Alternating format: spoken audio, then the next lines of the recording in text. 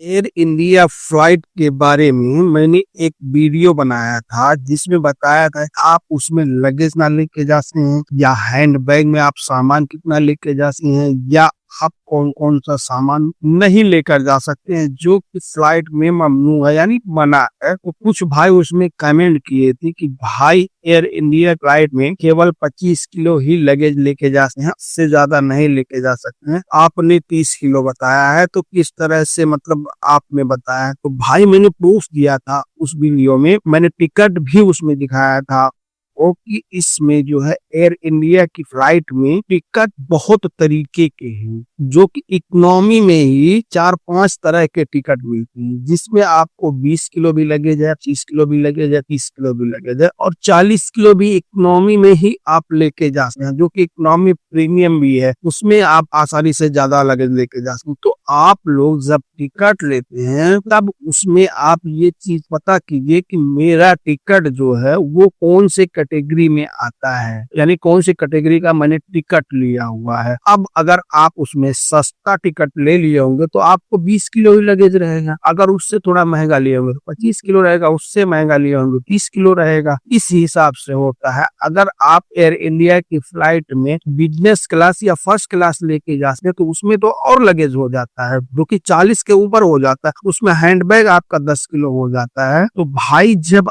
आप जिस हिसाब से टिकट लेंगे उसी हिसाब से आपका लगेज होता है। ऐसा नहीं है कि आपने टिकट ले लिया आपको 25 किलो लगेज मिल गया तो भाई आपने आके कमेंट कर दिया कि भाई 25 किलो ही लगेज लेके जा, ऐसा कुछ नहीं है भाई। आप जब टिकट खरीदेंगे जिस हिसाब से उसी हिसाब से आपको लगेज भी दिया जाता है, ऐसा नहीं है। आप सस्ता टिकट खरीदेंगे तो सस्ता लगेज मिलेगा, महंगा टिकट खरीदेंगे तो महंगा टिकट मिलेगा, आपको जो लगेज होगा महंगा आपको मिलेगा। उसमें आपको जब आप टिकट खरीदते हैं तो टिकट वाले से ये पूछिए ना कि मैं एयर इंडिया की फ्लाइट ले रहा हूँ और मेरा लगेज इतना होना चाहिए तो किस हिसाब से, तो वो लोग खुद उसमें आपको बता देंगे कि आपको ये टिकट कितने की पड़ेगी और आप इसमें 30 किलो लगेज लेके जा सकते हैं या 40 किलो लगेज लेके जा सकते हैं, वो पूरा डिटेल्स आपको बता देंगे। क्योंकि मैं जब अभी एयर इंडिया की फ्लाइट का एक टिकट निकाला था तो मैंने खुद टिकट वाले से बात किया कि भाई इसमें किस तरह से मतलब हम अपना लगेज लेके जा सकते हो, तो टिकट वाले ने बताया जो कि हमने ऑनलाइन भी चेक किया था क्योंकि एयर इंडिया की वेबसाइट से जाकर भी चेक किया था मैंने, तो उसमें भी पूरा डिटेल्स में बताया गया था। तो उसी हिसाब से मैंने टिकट वाले से भी पूछा कंफर्म करने के लिए कि भाई ये सही है कि नहीं, तो उन्होंने बताया नहीं भाई सही है, आप इस हिसाब से लेकर जा, बस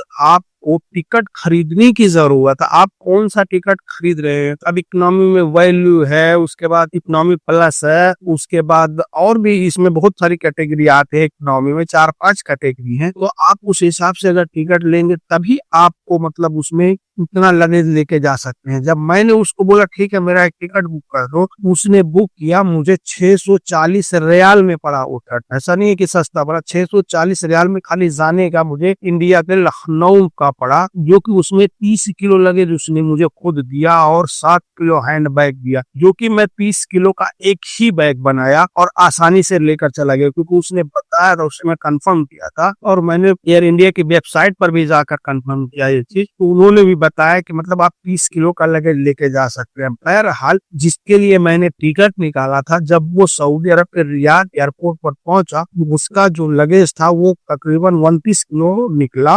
28.5 या 29 किलो निकला उसका लगेज। उसके बाद जो हैंडबैग था उसमें उसका 7-7.5 किलो निकला। लेकिन अभी जो एयर इंडिया के यहाँ जो लगेज कर रहे थे सऊदी अरब में, उन्होंने उसका लगेज जो हैंडबैग का लगेज के साथ ही डाल दिया, यानी वो बोले कोई बात नहीं इसके साथ डाल दो। अब ये वहां जाके हमें पता चला, लेकिन जो कानून के हिसाब से आप हैंडबैग अलग से ही लेके जा सकते और आप 30 किलो ही लगेज उसमें लेके जा सकते हैं, क्योंकि मैंने 30 किलो लगेज का ही टिकट खरीदा था। लेकिन जब मैं रियाद के एयरपोर्ट पर वो मेरा जानने वाला पहुंचा तो उसका जो हैंडबैग था उन्होंने लगेज के साथ ही डाल दिया, जो कि उसके हाथ में कुछ भी नहीं, खाली पासपोर्ट था। अभी अगर उसके पास एक बैग और होता 7 किलो का तो वो भी आसानी से निकल जाता। तो भाई किसी का जो है एयरपोर्ट में ज्यादा भी निकल जाता और किसी का नहीं निकलता। इसमें प्रॉब्लम तब होती है जब आप अगर सऊदी अरब से या अरब कंट्री से कहीं से जा रहे हैं और आपने इंडिया में लोकल फ्लाइट ले ली हुई है, तब वहां दिक्कत हो जाता है। क्योंकि अगर आपका ज्यादा सामान होगा तो लोकल फ्लाइट में तो बिल्कुल नहीं निकलने दिया जाएगा, ये समझ लीजिए। क्योंकि जब यहाँ से अगर आपका एक ही पीएनआर है, यानी आपने एयर इंडिया की फ्लाइट यहाँ से डायरेक्ट ली हुई है, चाहे आपका लोकल भी हो इंडिया में, तो कोई दिक्कत नहीं है, आपको उतना ही लगेज लेके जा सकते। लेकिन अगर आपका ज्यादा रहेगा तब वहां आपको दिक्कत हो जाएगी। क्योंकि इंडिया में हम किसी भी एयरपोर्ट पर उतरेंगे, फिर जब हम अपने लोकल एयरपोर्ट के लिए दूसरी डोमेस्टिक फ्लाइट लेंगे तो फिर हमें वहां लगेज कराना होता है। उसके बाद हम फिर मतलब अंदर जाते हैं। जब लगेज कराएंगे तो अगर वहां ज्यादा रहेगा तो वहां दिक्कत हो। जो आपका एक ही पीएनआर है, अगर आपने 30 किलो का लगेज का ले लिया है यहाँ से